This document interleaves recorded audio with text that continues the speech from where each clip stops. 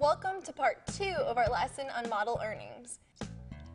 This lesson is all about the money you can hope and try to make as a model. Remember, this is what you want to do for a living. The money you make, whether it's a lot or a little, is important. And working with a talent agency has a huge impact on your finances as a model. That impact can be good and bad. We'll talk about both in this part of our lesson.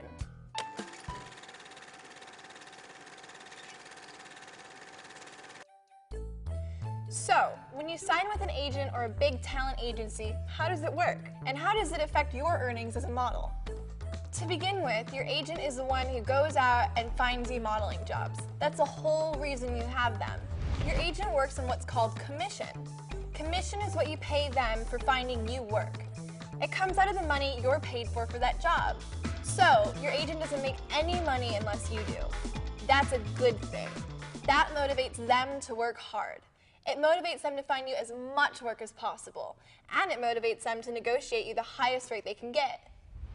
Your agent gets 15 to 20% of everything you make. Now, here's the news that can be good or bad. It all depends.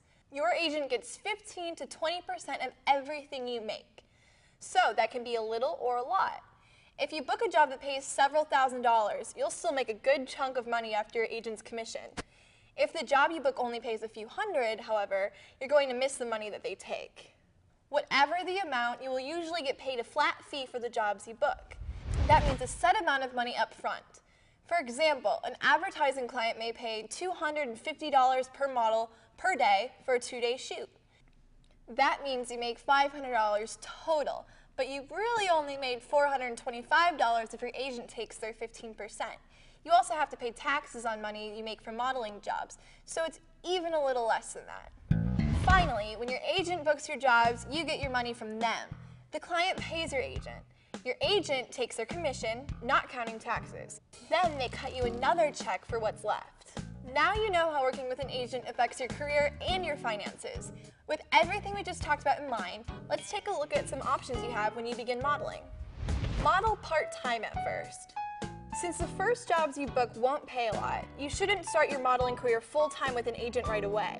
Instead, model part-time while you work another job regularly during the day. That way, what you get paid, you keep, and you get the experience. If you're modeling part-time, it means you've got another job that supports you. A good idea in that case is to take whatever money you make from modeling and set it aside. Save it. That way, when you're ready to take the jump into modeling full-time, you'll have money put away to get through that first rough part when you're looking for higher-paying jobs and don't have money coming in anymore. Build up your book. Most importantly, keep adding the best shots from your small part-time jobs to your portfolio. When you've built that up and filled it with impressive local tear sheets, you can take it to an agent and try to get them to represent you. And even if you don't have an agent yet, a good book will help you get bigger jobs on your own. That's the end of the second part of our lesson on model earning. You should understand a lot more now about how professional models make their money. You should also be thinking about how you want to begin your career as a professional model. Ask yourself, which path is the most affordable and makes the most sense? For now, I'll see you in the final part of our lesson. I'll be giving you some tips on your finances that no working model should ignore. Come see me in part 3.